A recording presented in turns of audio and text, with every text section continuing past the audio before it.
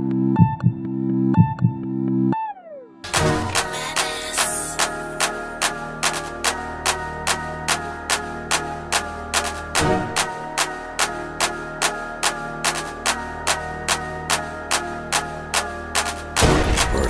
for, worth killing for, worth going to hell for.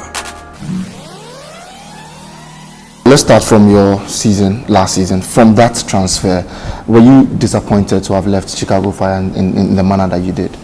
Yes, I was, because I wasn't part of the decision making, and I woke up and I just saw it online that I was traded, so I was really disappointed. But that's part of the game in MLS, because teams have the power to trade you without your knowledge. So even though I was disappointed, but I knew it was part of the game. That move from Chicago to Philadelphia, how was it for you? Was there any, was it a problem settling in at Philadelphia, and how did your season go with a new club? Yeah, it was difficult, because I was coming back from a sports hernia surgery, and I wasn't 100% fit, and I got into a new club. Even though they tried to help me to settle in, but it was difficult with injuries, with new environment. It just didn't work well for me there. How would you assess your season with them, with Philadelphia? I would say it was one of my worst seasons in my career. It was? Yeah, it was, and I know it's part of the game. Certain times we go through the bad period, and I hope last season will be one of the last bad period I'll have in my career. Right. What I learned through last season was to keep working hard in the difficult times, and I did, and I know I will start playing well again. Now, what are you doing to have a different season from what you had last season? I'm doing a lot, because I've seen specialists to work on my injuries. Right. I have my team working on me, like, to get really fit and get ready for the season. So I think I'm doing really well now, and I have a lot of new stuff happening in my life now. What is life playing in the MLS like? I mean, is it different? And knowing that you grew up in Europe, you made that move to America, is the football different from what you've seen in both areas? Live football, everything is different in MLS. Right. They're traveling. You can travel to different cities, and it looks like you've traveled outside America. America is big, yeah. It's huge. Like 5 hours, 4 hours flights, and you go different weather, different conditions. It's tough compared to Europe or in Africa. But as you play, you try to adjust to all the conditions, and that makes it fun, and also it makes it like a challenge for you. Now, let's talk about Ghanaians playing in the MLS at the moment. I mean, there have been a few, and you are one of the pace setters of Ghanaian players who went to play in the Major League Soccer. Now, if you look at the number of Ghanaians that are there at the moment, what would you say the motivation has been for them to make that move to America? I would say first time I went to MLS, people didn't really accept the move, and people were like, there was a lot of why did he go to MLS? He's still young. But I think MLS have a huge potential to grow, and every year they keep growing. Like with the signings they're making now, you have some of the signing some of the best coaches, and some of the young players from South America and Europe. So MLS is growing. So I'm not really surprised that it's attracting a lot of players from Africa, and especially Ghanaians. And for me, every time I see a Ghanaian doing well in MLS, I'm just happy, because we're trying to change the perception of Ghanaians about MLS. You started at Right to Dream, and then you grew older, you left, and then now you're on your own as a footballer. There had been allegations that things are not right with Right to Dream, and a couple of you guys as graduates came out to debunk those rumors. Do you have anything to say about what was happening at Right to Dream Academy? Yeah, Right to Dream is one of the best academies in Ghana, and personally they're doing really well for the country, and also lots of underprivileged kids to get opportunities for both education and soccer. So, and it's not perfect, and I don't think any organization in the world is perfect. They have their shortfalls, they have their issues, but I don't think it's right for anyone to go out there and say right to dream is not doing enough or they abusing kids. For me, I don't think so. And an example, in Ghana we have our culture. Yeah. When you are staying with your parents and do something wrong, you know they will punish you. Yeah. That's a fact. And but when you look into other European cultures, it's different. Exactly. So people will not understand. Yeah. But personally, I don't think what they accuse them of doing is right. Right. And even though if any graduates have issues, the best thing is to go up to them and talk to them, and they will change because it's organizations who listen to their players and they're helping people. So if anyone have issues, the best thing is to go to them and talk to them, and hopefully they will change. Do you for once think that you would go back to Europe and play your football there? It's always my dream to go back to Europe and play, and I don't know whether it will happen or not, but personally I'm enjoying my life. I'm in a good position, and for me I just want to keep playing and have fun on the field, whether in Europe, whether in MLS. I just want to have fun. Let's come now to the Black Stars. I mean, it's been a while since you joined the team to play in any game. How has the feeling been like for you, being in and out of the team? One time you're in, another time you're out. Is it frustrating not to be representing your country? I think every player's dream is to represent the country, but also it should be like a reward, not like a what should I use? It's not like it's a birthright. It should be a reward right. for playing well in your club side. And, and at the moment, I haven't played well in my club side, so I don't think I deserve to be in. Yeah. And I know if I start playing well, then I can demand, or I can have the chance to be inside. And for me, that's my dream. I want to come back to the Black Stars. So I just have to keep working hard and playing well and scoring goals, and I know I'll come back.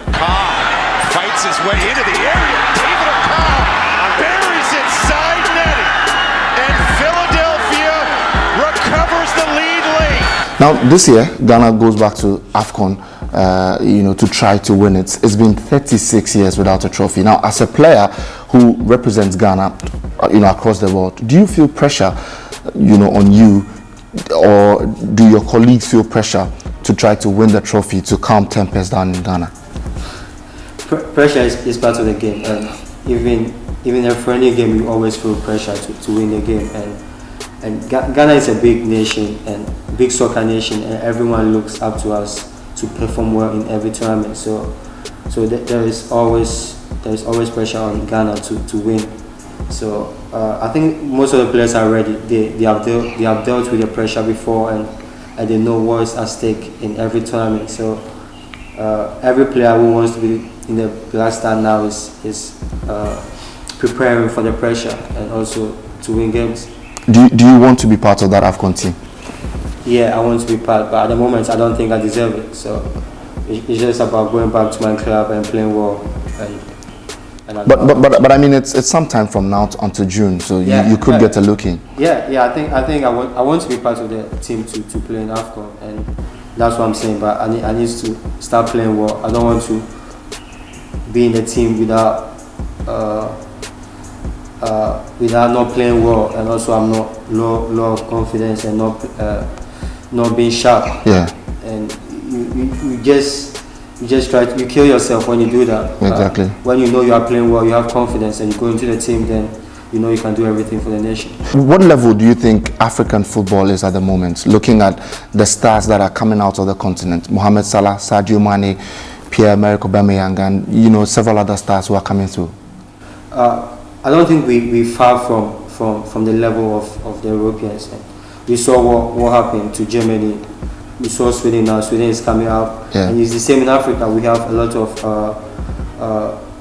countries that we deem smaller are coming up. Exactly, like Mauritania. All this Congo. Yeah, exactly. Kenya, Madagascar, even. Madagascar. Everyone is coming up, and it's not that the top teams are not performing. They are performing, but other teams who are catching up. So for me, it's good for the game. It's good for the game when all the African countries are competitive. It pushes them to perform better, and we can keep competing with the Europeans and the South Americans. David, I hear you're an Arsenal fan, and I can see that you selected Arsenal now as well. Is there a reason why? No, I just just grew up supporting Arsenal, and my first jersey I got from a friend was Arsenal. Okay. From that day, I just keep supporting Arsenal. Now, David, let's talk a bit about your family. How did you grow up? How was it for you growing up in England and all of that? It wasn't easy. It was tough. I have 2 brothers and 1 sister. Right. My mom and dad. So. Do they play football? No, not playing football. So how did you start playing football if nobody plays football in your family? I just love football. And I was playing with friends after school. Like Right. Before school, I was just playing football. I just love football. Right. Now, I mean, and about the Right to Dream Academy as well. I mean, how did you get in? Was it a plan for you to get in? How was it for you? I think I was playing like house. Like I was playing with friends in the field, and I got scouted, and they told me to come on trouser. Yeah. First, I was hesitant to go because I wanted to do my education. My education was really important. Yeah. But they assured me of getting me a good education and also a good environment to play. So after the trials, I went there. Okay, and then after Right to Dream, then you moved to England. I moved to England to continue with my education and also play. Where did you live in England? Where? I live in Gloucester, like a small city close to Bristol. Right. And it was a college, but they were specializing in rugby and horse racing. Right. So football was good, but it wasn't their main sport. Yeah. Now, I mean, you just tied a knot, with your sweethearts a few days ago, and how happy are you about that? I am happy because I think I've gone to a stage where I want to settle down and have a family. Right. And even before I was in Chicago, before any decision, I told them about this, and I want to settle down. So I want to know my future and everything about the club. Right. I don't want to settle down and be moving around. Yeah. It's difficult for my family to be difficult for my family. So, Okay. I think I have a good contract now. I have a stable life, and I think it's the right time for me to settle down. Right. Now, I mean, if you hadn't played football, what would you have done? That's a tough question. I love sports, and I think I love sports, and I think I'm good at science too. And if I wasn't a footballer, I'll be doing something involving sports, whether sports management, or sports science. Or sports science, because I did sports science in college, university. So anything to do with sports, I'll be doing that. Now you joined One Matters Common Goal project, where a bit of your salary goes into humanitarian work. Now, and I know that you're a very good friend of Jonathan Mensah, who also does a lot of humanitarian work here in Ghana as well. Now, is it a sense of fulfillment when you go through these hard times to try to make a kid smile? Well, I think what people don't really know is football have the power to change a lot of stuff. We're not some of us are not taking advantage of what football can do for us, and I think with common goal stuff, a lot of footballers coming together for a common goal, trying to eradicate some of the social problems we have, like poverty, inequalities, and proper education. So for me, I'm just proud to be part of it, trying to put a smile on a lot of kids. When I was a kid, I had people help me to get where I am. I had opportunities that not many people had. So I think I'm in a good position to do the same for other people. Right. Since you joined, the Common Goal project, how has it been for you? It's been great. We helping some girls students in Tamale, and to get like education and also play football. So I'm proud every time I receive like emails and pictures of the kids, how happy they are and having a quality time. I'm just proud because this is what life is about. And I want people to remind me of this kind of stuff. I do not like the trophies or what I achieved. Exactly. These are the kind of stuff I want people to remember me. Okay. Now, how's the Common Goal projects like? Is it that the money you contribute goes into development in just your country, or other kids from different countries have an opportunity to enjoy that too? You provide the areas that you really are interested in. Okay. And all the players to provide here, so they put the money into a common goal. Right. And Right.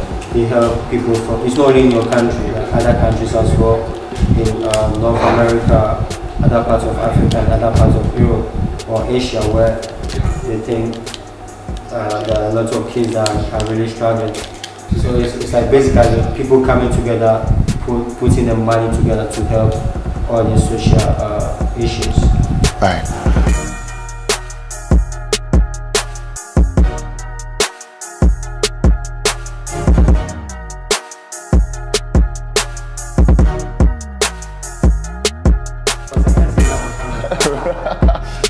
Hey, it's not bad.